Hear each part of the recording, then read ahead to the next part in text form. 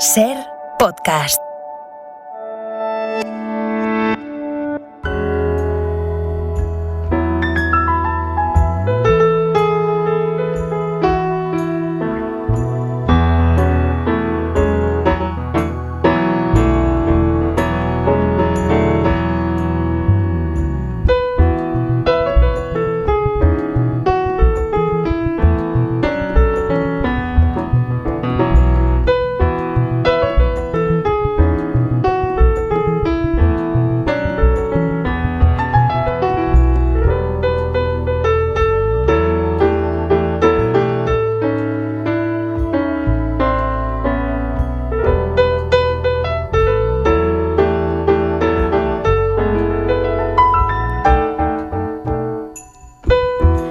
Desde París está ya como cada mañana de domingo Marc Bassets, corresponsal del diario El País en la capital francesa. ¿Qué tal, Marc? ¿Cómo estás? Buenos días.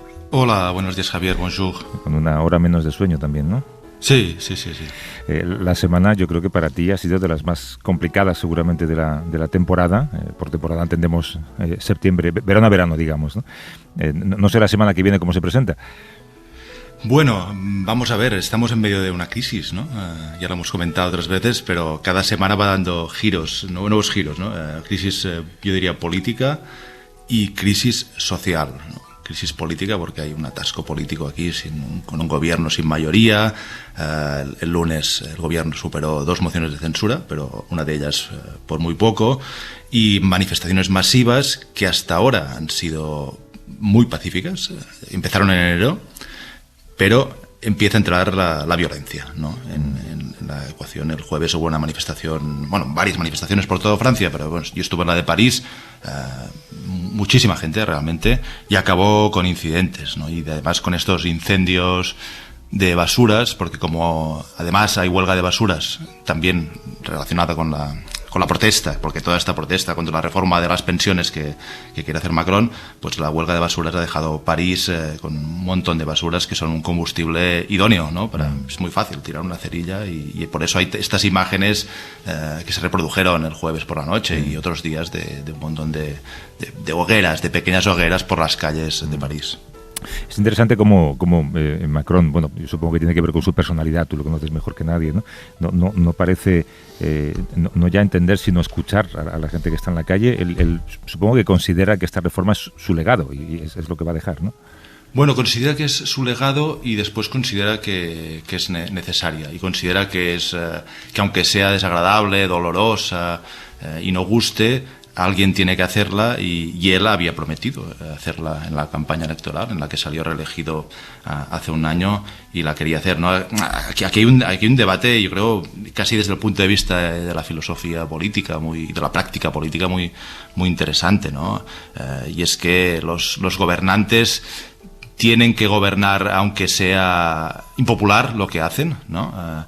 Porque Macron un poco el compromiso o su mensaje es esto no le gusta. Es un poco como el dentista que arranca una muela, ¿no?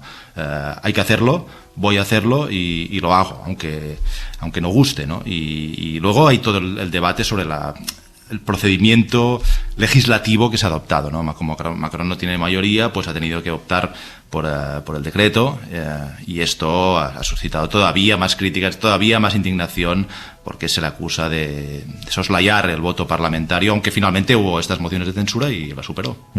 Claro, el problema, eso es una buena metáfora, una buena analogía, ¿no? Pero el problema es que cuando los políticos o los gobernantes, todos pensamos que saben más que nosotros, pero cuando sacan la muela equivocada, ¿no? Si creen que tienen que hacerlo y lo hacen, y después se demuestra que no es la muela correcta, ¿cómo corriges eso?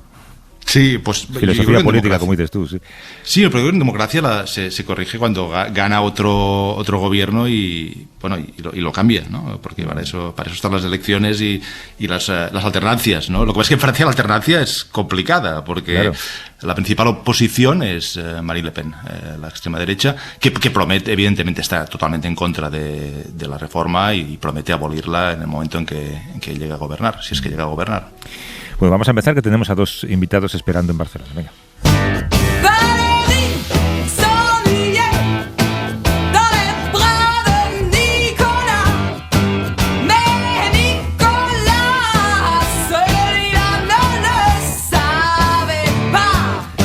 música la has escogido para aquellos que piensan que son las 7 de la mañana y son las 8, ¿no? Para despertaros un poco. Sí, para despertaros un poco. El grupo se llama Le Rita Mitsuko, el grupo muy famoso de los años 80. Las historias de amor acaban mal en general, es el título de la canción. Oye, hace poco cuando entrevistamos a Xavi Aldecoa, reflexionábamos sobre lo poco que hablamos de África y hace mucho más que no hablamos de COVID, ¿no? O de otras pandemias en ese continente, ¿no? Sí, el COVID ya... Hace 3 años del COVID, y verdad que parece lejano, parece remoto, ¿no? Y también, bueno, y esta conversación que tuvimos con África, yo creo que vale la pena de vez en cuando volver a África, lo importante que es África, bueno, para nosotros, para el mundo, y creo que desde el punto de vista de la salud, la otra vez hablábamos del río Congo, este fascinante viaje de Xavi Aldecoa, y hoy hablaremos de la salud y de las pandemias. Sí, intentamos no hablar de África en general, sino de cuestiones particulares para entender mejor la complejidad de ese continente, pero también hay veces que hay que hablar del continente en su conjunto. Y lo que queríamos hablar hoy es de África y de pandemias a través de un proyecto que puede augurar un futuro más brillante en ese lugar, en otros países, de eso que en el norte solemos llamar el sur global. Está con nosotros desde Radio Barcelona Xavier Mas de Sassas, que es corresponsal diplomático de La Vanguardia y buen amigo. ¿Cómo estás, Javier? Buenos días. Hola, buenos días, Javier. Y también contigo en la emisora Rafa Vila San Juan, que es director de Análisis y Desarrollo del Instituto de Salud Global de Barcelona, miembro de la Junta de Administración de Gavi, donde han analizado qué se ha hecho mal en la pandemia y cómo corregirlo, y también colaborador de La Ventana. ¿Cómo estás, Rafa? Buenos días. ¿Qué tal? Buenos días, Javier. Hace unos meses, Xavi, tú estuviste en Sudáfrica viendo cómo se está investigando para desarrollar allí vacunas a través del Centro Mundial de Transferencia Tecnológica de ARN Mensajero. Háblanos un poco de la estructura de esta organización, quiénes lo conforman, cómo funciona.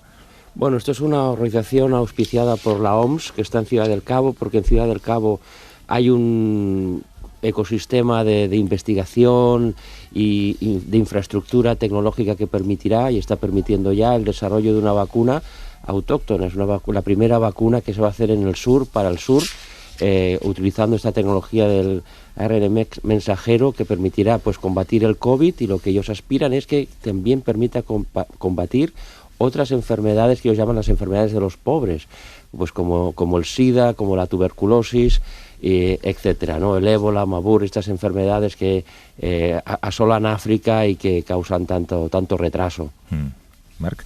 Sí, buen día, Xavier. Hola, buen día. Y Rafael. ¿Por qué Sudáfrica? ¿Y cómo se liga Sudáfrica con el resto del continente? ¿Cómo se transmitirán estas vacunas, estos proyectos al resto de África? Bueno, en Sudáfrica, porque existía ya Afrigen, que es una empresa de biotecnología que ha podido desarrollar una plataforma copiada de Moderna para hacer la vacuna, y porque también hay una fábrica que se llama Biovac, que es la que va a fabricar, digamos, las vacunas en sí, ¿no? Y entonces, también porque Sudáfrica se ha comprometido a compartir esta tecnología con una red de 15 países, unos cuantos son africanos, pero también hay en Asia y en América Latina, y también porque Sudáfrica, si recordáis, durante la etapa del SIDA, aún hoy sigue siendo uno de los países del mundo más azotados por la pandemia del SIDA. Durante aquella época ya desarrolló unos retrovirales de marca blanca que, en alianza con la India, permitieron combatir esta enfermedad a un coste muy reducido en todo el mundo y superar la pandemia en muchos países. Esta alianza ahora se reproduce igualmente, porque también la India está muy implicada en esta nueva iniciativa con las vacunas de mRNA mensajero. Rafael, ¿qué te sugiere esto que estás escuchando? ¿Es una manera de plantar cara a las grandes farmacéuticas? Bueno, es una manera de hacer frente a un problema, efectivamente, sí. En parte es plantar cara a las farmacéuticas, pero en parte pensemos una cosa, el COVID en África no ha sido el principal problema. El principal problema es que no han tenido vacunas. Es decir, las vacunas a África llegan en el año 22 prácticamente, digamos de manera masiva. Cuando el COVID está de bajada en África, no cuando estaba de subida, que es en el año 21, el 2021, que es cuando nos llegan a Europa, a Occidente, ¿no? Porque habíamos colapsado no solo la producción, sino también la compra de todas esas vacunas. Recordemos que una vacuna primero es un acto de fe, es decir, te la pones cuando estás bien, no cuando estás mal, ¿no? Un medicamento no, y por lo tanto todo eso genera muchas resistencias, pero en el ámbito de la producción además significa otra cosa, que es que una vacuna se tiene que producir bajo promesa de que la vas a comprar, si no, no te la produce nadie, Claro. porque dicen, oiga, ¿usted para qué quiere esto? Que yo lo guarde en un almacén si no lo va a poner, ¿no? Y por lo tanto lo que se hizo fue comprar masivamente, quedarnos masivamente, y durante todo 2021 no hubo vacunas en África, empezaron a llegar en el 2022. Luego el gran problema de los africanos fue ver cómo una pandemia estaba generando efectos, pero no tenían nada que dar a su gente, cuando aquí sí se estaba dando, porque si aquí no se hubiera dado, pues hubieran dicho, hombre, pues bueno, ¿qué vamos a hacer? No hay nada para nadie, ¿no? Luego esto a mí me suena no, conozco y sé, esto de alguna manera es el paso necesario que África tenía que dar, ¿no? Y Sudáfrica es, digámoslo así, el país tecnológicamente más desarrollado en el África subsahariana. Yo diría que incluyendo, quizás quitando Egipto, para vacunas sería el único otro país en África capaz de hacer una vacuna propia, porque también está Ruanda, que está intentando llevarse las vacunas occidentales a su país. Tú has hecho un largo viaje y un gran reportaje, Javier, y nos has facilitado algunos testimonios. Vamos a escuchar a Linda Gale Becker, que es una de las principales expertas mundiales en SIDA, tuberculosis y lucha contra las epidemias en países del sur global. Es presidenta de la Asociación Internacional del SIDA y directora de la Fundación Desmond Tutu en Sudáfrica. Explica muy bien las particularidades por las que en el año 2021 la OMS eligió Sudáfrica como sede de esas investigaciones.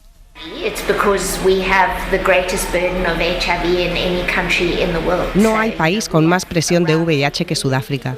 Tenemos más de 8 millones de casos, con una población por debajo de los 60 millones. Por eso tenemos el ecosistema adecuado para liderar la investigación sobre VIH y tuberculosis.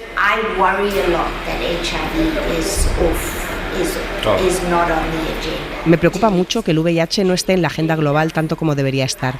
La gente pasa página, está ya en otra cosa. No lo podía decir de mejor manera. Y claro, las investigaciones e iniciativas, aunque se traten de distintas pandemias, buscan como bien común el empoderamiento por medio de la salud. Scott Mahoney es médico investigador de la Fundación Desmond Tutu para la Salud en Ciudad del Cabo. Dirige un ensayo de vacuna moderna para el COVID con 400 enfermos de SIDA. Hubs such as Afrigen, there's different pharma companies are involved. Iniciativas como la de Afrigen permiten que las vacunas se produzcan en África para los africanos, para que no tengamos que depender más del norte global y ser víctimas del acaparamiento de vacunas cuando aparezca una nueva pandemia o epidemia, que es algo inevitable que va a suceder.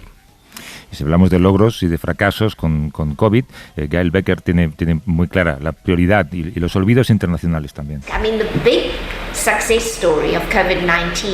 El gran éxito de la COVID fue que Estados Unidos invirtió mucho dinero en las vacunas. Es una lástima que ahora se vea como un problema solo del tercer mundo, de los pobres.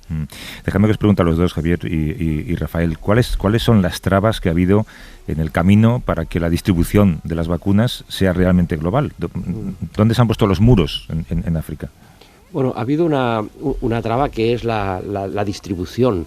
Es muy difícil en países donde no tienen acceso pues a la electricidad de manera continuada establecer una cadena de frío, porque esas vacunas, recordemos que se tenían que conservar a muchos grados bajo cero, que permita pues llevarlas hasta los pacientes, hasta las personas que hay que vacunar. Y otra traba también ha sido, yo creo, un poco ya de carácter quizás antropológico o cultural, ¿no? La desconfianza que hay a ponerse una vacuna que no ha sido producida por ellos mismos. Ellos hablan mucho de colonialismo de las vacunas, de imposición del norte sobre el sur, de no ser independientes para poder decidir su propia salud, y entonces aquí ha habido unas reticencias de la población a vacunarse, y aquí ha habido quizás un exceso, para mi juicio, de prepotencia por parte del norte, que esto Rafael lo sabrá mejor, a la hora de que vamos a distribuir vacunas desde el norte sin tener quizás en el sur la garantía de que tendremos por un lado la infraestructura necesaria para ponerlas y después la voluntad de la población para recibirlas. Recordemos que en África se han puesto solamente el 1% de las casi 12.000 millones de vacunas contra el COVID que se han puesto en el mundo. Sí, la principal barrera yo creo que es lo que apuntas, ¿no? Es decir, no ha habido ensayos clínicos, muchos ensayos clínicos, por ejemplo, de vacunas en África. ¿Y eso qué quiere decir? Pues que una vacuna no está adaptada a lo que se necesita en la zona donde la necesitas, ¿no? Lo que apuntabas de la cadena de frío es absolutamente cierto. Vacunas como la de Pfizer necesitan 80 grados bajo cero. Eso es imposible llevarlo al ámbito rural, ¿no? Ha habido otras barreras también, como la dispersión. Es decir, yo hablaba en medio de la pandemia con ministros o con gente representativa del ministerio en países africanos y te decían, pero ¿cómo hago yo una campaña de hipervacunación, lo que aquí llamamos los vacunódromos, si tengo 5 vacunas diferentes y cada una de ellas en proporciones muy pequeñas, y por lo tanto tengo que establecer 5 mecanismos diferentes para administrarlas. Algunas vienen con viales de 10, otras vienen con viales de 2, otras vienen de China, unas vienen de Occidente. Luego lo que ha habido es un poco aquello a África le ha quedado los restos de todos los demás, ¿no? Y eso lo que hace es que todo sea mucho más complejo. Marc. Sí, si hubiera ahora una nueva pandemia como la del COVID, comparable, este proyecto, ¿en qué cambiaría las cosas respecto a lo que comentabas hace un momento de que, bueno, en 2021 el norte acaparó las vacunas y África se quedó sin ellas? Bueno, este proyecto puede cambiar en varios sentidos, ¿no? El primero es que haya una producción propia, ¿no? El mRNA, que es esta tecnología nueva, que es la que ha revolucionado, digámoslo así, el ámbito de las vacunas, ¿no? Pensemos que las vacunas no era el gran mercado de los laboratorios farmacéuticos, estaba controlado por 5 o 6 farmacéuticas, pero no tenía un beneficio, unos márgenes enormes. El COVID lo ha cambiado todo. Hoy en día todas las farmacéuticas se están lanzando a la vacunación porque saben que con el nuevo mecanismo esto va a revolucionar lo que es el tratamiento de enfermedades infecciosas y no únicamente infecciosas, también crónicas, ¿no? Luego, esto puede cambiar muchísimo, entre otras cosas, porque ya se están probando esta tecnología para enfermedades, especialmente la más avanzada quizás sea la tuberculosis, ¿no? Aquí hay muchísima diferencia. Una cosa son virus, otra cosa son bacterias y otra cosa son parásitos, ¿no? El virus sería la bicicleta, para que nos entendamos, la bacteria sería el coche y el parásito sería el cohete o el avión, ¿no? Y por lo tanto ya se empieza a trabajar en bacteria, en tuberculosis en este caso. No sabemos dónde se va a producir ni cuándo se va a producir la próxima epidemia, pero sí sabemos una cosa: nunca, jamás en la historia de la humanidad una vacuna se había desarrollado en tan poco tiempo, 333 días en este caso, ¿no? Luego, lo que sabemos es que en esa próxima pandemia va a hacer falta desarrollo de vacunas también en África, y este es un poco el futuro. Ojo, también hay que avisar, esto no se va a producir en un año, esto no va a ser solo Afrigen, esto hay que desarrollarlo en más países y por lo tanto para que tengan una autonomía en vacunas hace falta más, pero este sin duda es el mejor paso en el buen sentido. Imaginar el avance en el desarrollo con un continente que sea capaz de controlar su salud a partir de las vacunas, una vacunación masiva y efectiva. Las enfermedades caerán en picado, esas enfermedades crónicas como la tuberculosis y el VIH, que están muy vinculadas, y cuando tienes una población más sana, tienes una población más estable, la producción económica crece, se reducen los conflictos, se reducirá la migración, es decir, es una buenísima noticia para todo el mundo. Tú nos facilitabas, Javier, el testimonio de Petro Troblans, que es la directora ejecutiva de Afrigen, una de las empresas involucradas en este proyecto. Explicaba bien el papel de la propiedad intelectual, de las patentes en las pandemias. Respeto la propiedad intelectual, pero no respeto la propiedad intelectual que impide el acceso para enfermedades críticas. Sé que suena a contradicción, pero una de las cosas hermosas sobre la propiedad intelectual es que estimula la innovación.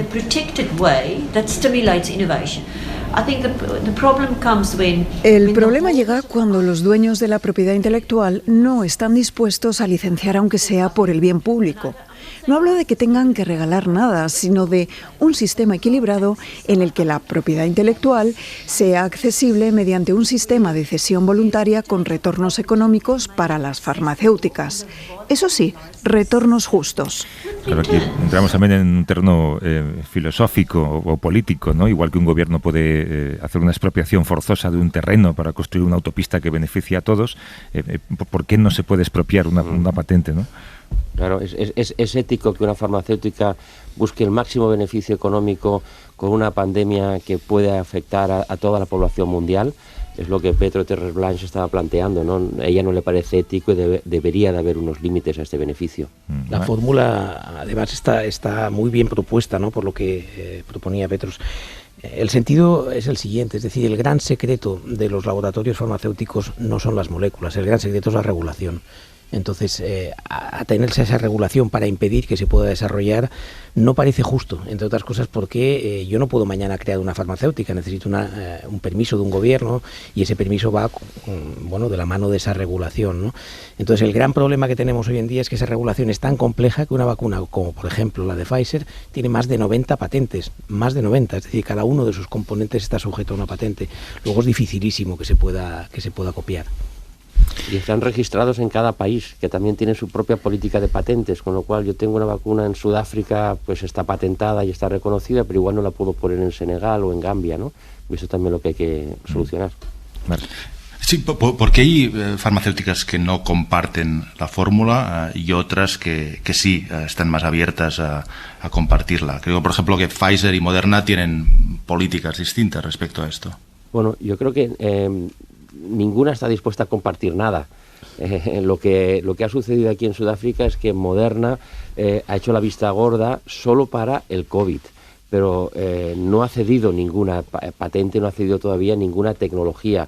La tecnología que tiene Afrigen, la empresa biotecnológica de Sudáfrica, es que la ha copiado y la ha desarrollado por su cuenta, a la espera de que haya una lucha, una confrontación judicial, vete a saber en qué tribunal, ¿no? Pero de momento no ha habido todavía una cesión voluntaria de estas patentes. Claro, es que no cabe duda de que las vacunas y su distribución hablan mucho también del orden político internacional, ¿no?, que establecen quienes las producen. Tú nos traías también el testimonio de Barack Owino, que es portavoz en África de la Alianza por las Vacunas para el Pueblo, que agrupa un centenar de organizaciones que trabajan para que las vacunas sean gratis en todo el mundo y nadie pueda lucrarse con enfermedades pandémicas. Él explica cómo ha sido esa relación con el continente. Es un problema. La salud global no es realmente global cuando la mayoría del sur global, que es África, Asia, Latinoamérica, seguimos experimentando discriminación en términos de acceso a diagnósticos y terapias. El sistema está diseñado para darnos caridad, pero no queremos caridad. Queremos justicia para tener autonomía y respeto. Claro, caridad no es igualdad. Y Fátima Hassan es una activista sudafricana a favor de la igualdad en el acceso a las vacunas, fundadora de Health Justice Initiative, aunque ve bien la iniciativa, también es crítica con cómo está conformada. El problema es que Medicines Patent Pool no es una organización del sur global, así que no tienen peso ni representatividad de los intereses del sur global. Por ejemplo, cuando Medicines Patent Pool firma un trato de vacunas con Pfizer y miras los territorios que están cubiertos y los que no, más o menos la mitad del mundo, la mayoría en el sur global, se queda excluida en estos tratos. ¿Qué falló con COVAX, Rafael? Era una iniciativa que pretendía ayudar con vacunas a los países en vías de desarrollo, ¿no? Hombre, fallaron muchísimas cosas, ¿no? La primera es que entró tarde a comprar. COVAX se crea de la noche a la mañana prácticamente en la Alianza Mundial de la Vacuna, porque COVAX no tiene entidad legal, es una organización que cuando cae el peso del COVID, encima de la capacidad de decisión que teníamos en Gavi, tomamos la decisión de decir, vamos para adelante, si no la llevamos nosotros no la va a llevar nadie esta vacuna, ¿no?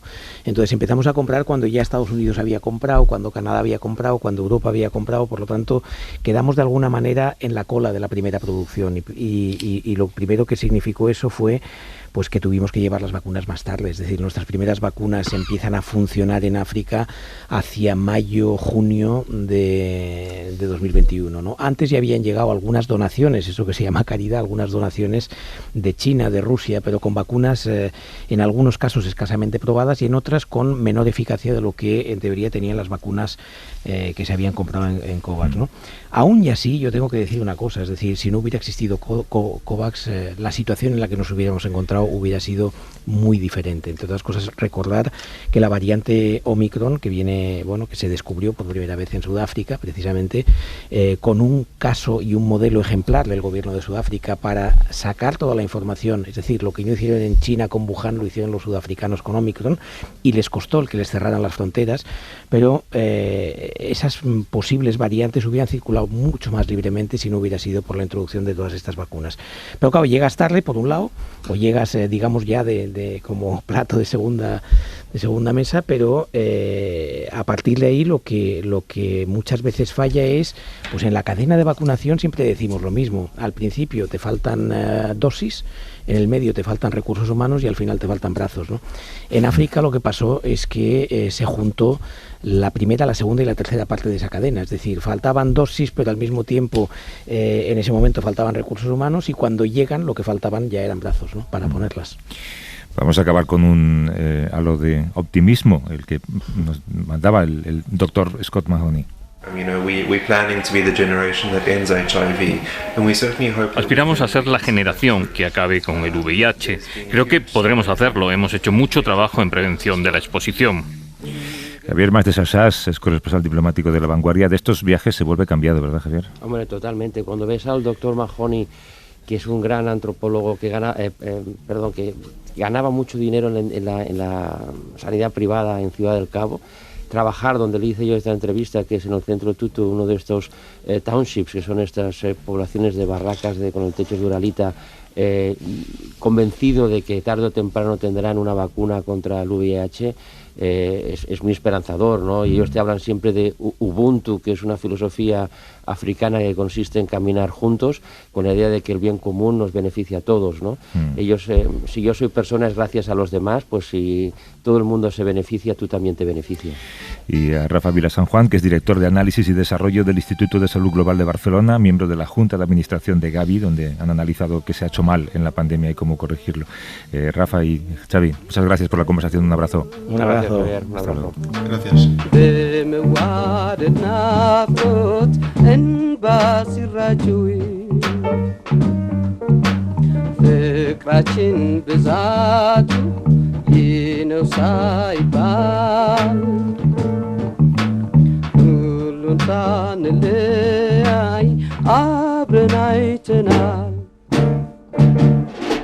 Ser Podcast.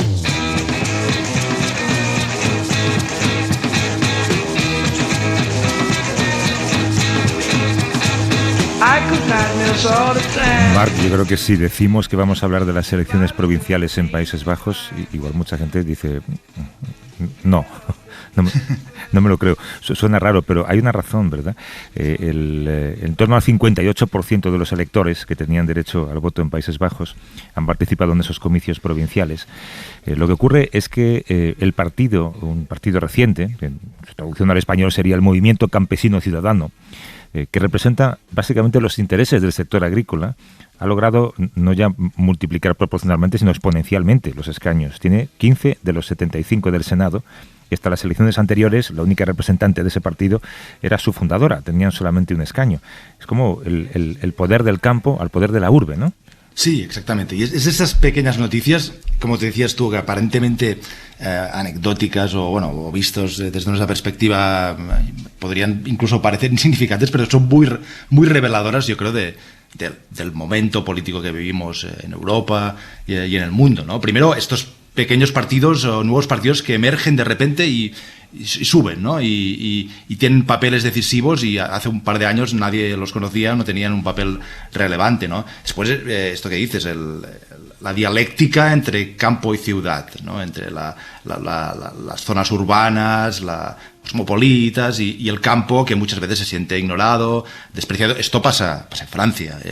Estaba hablando hace un momento de las protestas contra Macron, pero los chalecos amarillos eran esto, o todo el debate sobre la España vacía en España, ¿no? Y después la cuestión de quién paga el cambio climático, porque tengo entendido un motivo del ascenso de este partido de agricultores es que los agricultores holandeses no quieren ser los únicos, o no quieren llevar la carga que se les impone para combatir el cambio climático, y en reacción ocurre todo esto, ¿no? Pues así que hay varios temas que van mucho más allá de unas elecciones provinciales en un pequeño país como son Países Bajos. Claro, en el terreno de la política es un poco la tradición, es que la gente del campo piense qué partido le representa mejor, y de repente han decidido crear su propio partido, ¿no? Y para entender un poco más esta reconfiguración, digamos, en Países Bajos y el camino que lo allanó, está con nosotros Isabel Ferrer, que es corresponsal del diario El País en La Haya. ¿Cómo estás, Isabel? Buenos días. Hola, buenos días. Háblanos un poco de la líder de este partido, Caroline van der Plas, Movimiento Campesino Ciudadano, y qué representa para la sociedad holandesa. Pues es la figura en ascenso, es la estrella de la política holandesa en este momento. Lo que estabais diciendo del campo y la ciudad es cierto, pero lo que ha conseguido Caroline van der Plas es unir ambos votos. Ella representa el mundo agrario y los politólogos y los sociólogos holandeses la llaman la líder del populismo agrario que ha entrado en el panorama nacional, pero en realidad lo que hay es un gran descontento del votante hacia los políticos y hacia el gobierno holandés de centro-derecha que está en el poder en este momento. Y lo que ha conseguido el partido, que sus siglas son BBB, 3 B seguidas, en neerlandés, lo que ha conseguido es unir el descontento de la ciudad con el rechazo del mundo agrario, de los campesinos, de los agricultores holandeses, a ser ellos los que carguen con la cuenta de la lucha contra el cambio de clima. Ellos dicen que, bueno, que sí, que contaminan sus granjas, pero que no es la única fuente de contaminación en Países Bajos, que están las grandes empresas, las grandes industrias, el tráfico. Hay otro tipo de contaminación que no se tiene en cuenta, según este partido, porque lo que se intenta, cargándoselo todo al campo, es tapar la mala política que se ha llevado hasta el momento para equilibrar esa cuenta. Hola, buenos días, Isabel. Aquí Marc, desde París. ¿En qué se parece este partido y en qué se distingue de otros movimientos populistas que vemos en Europa y que utilizan en parte también esta dialéctica, ¿no? esta retórica, pero también en Países Bajos, donde ha habido varios movimientos que han subido y después desaparecido? Yo me acuerdo hace años ya, ¿no? Pero Pim Fortuyn, ¿no? Que fue asesinado, pero también más recientemente Thierry Baudet, de extrema derecha. ¿Hay puntos en común con estos fenómenos?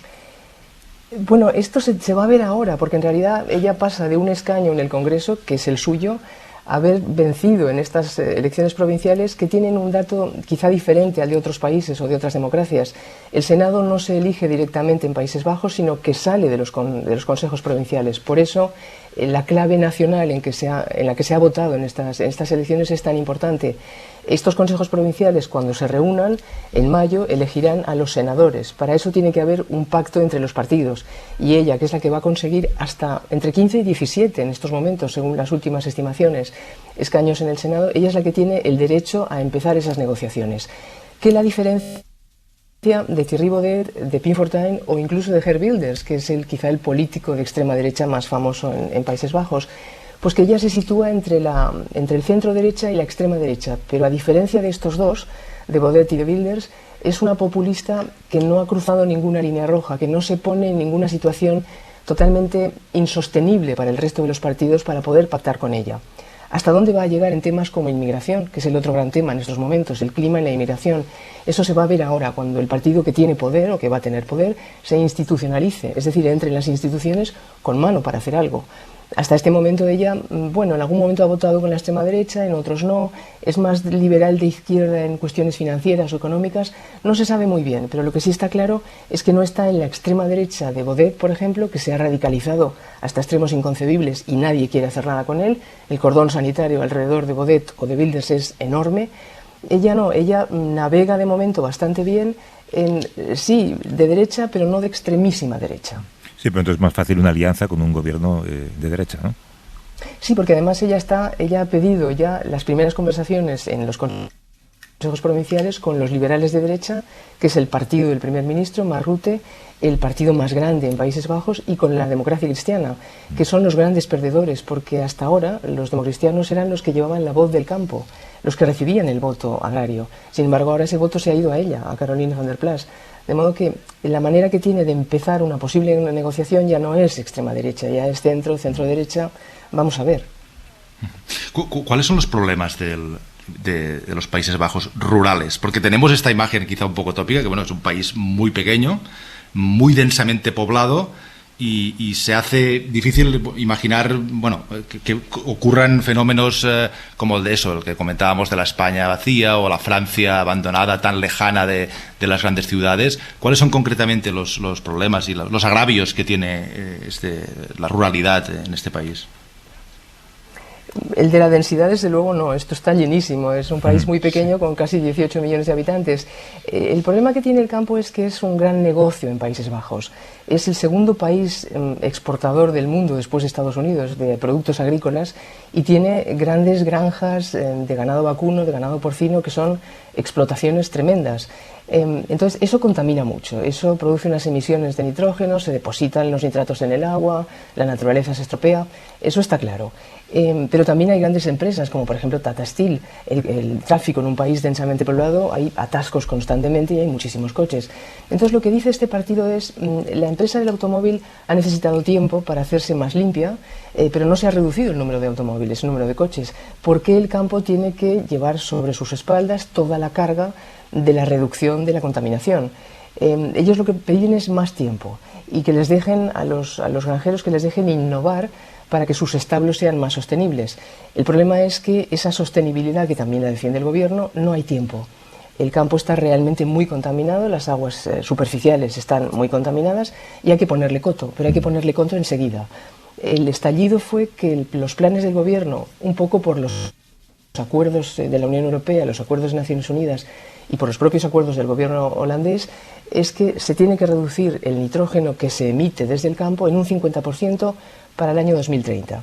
Este partido dice que el 2030 de ninguna manera, que en todo caso el 2035. Esa negociación va a tener que empezar ahora porque el propio ministro, Mark Rutte, ha dicho que la llamada de atención del campo no se puede desoír, que el voto de las elecciones provinciales en favor del partido agrario, del BBB, está clarísimo y que habrá que negociar. Y negociar y pactar realmente está en el ADN de los holandeses. Entonces no se sabe hasta dónde van a llegar unos y otros. Es curioso porque se parecen mucho los argumentos a los de las empresas del automóvil alemanas en la última semana, ¿no? Isabel Ferrer, que es corresponsal del diario El País en La Haya. Mil gracias por la explicación, Isabel. Un abrazo. Un abrazo a vosotros. Hasta luego. Gracias. Esto, si quieres, di lo que es, sino que la gente lo busque en tu lista de Spotify. ¿De qué es, Marc? Esto es Luna Pop, un grupo italiano de pop de los años 90 y una canción que se llama 50 Special. Bueno, no te voy a preguntar por qué. Un abrazo, Marc. Hasta luego. Muy bien, hasta luego.